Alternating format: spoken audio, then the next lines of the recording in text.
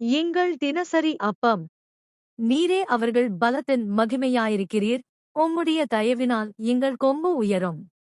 சங்கீதம் 89 அதிகாரம் 17 பிரியமானவர்களே, ஆண்டவர் உங்கள் கொம்பை உயர்த்துவார். தேவனுடைய தயவனால் கொம்பு உயரும் என்று சொல்லப்பட்டது போல உங்கள் வாழ்க்கையில் கர்த்தருடைய தயவு இறங்கி வரும்.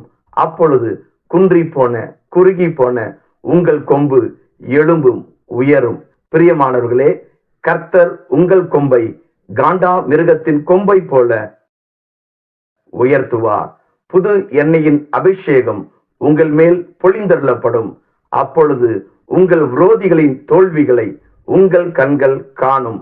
உங்கள் கொடிய எதிரிகள் முறியடிக்கப்படுவதை உங்கள் செவிகள் கேட்கும்.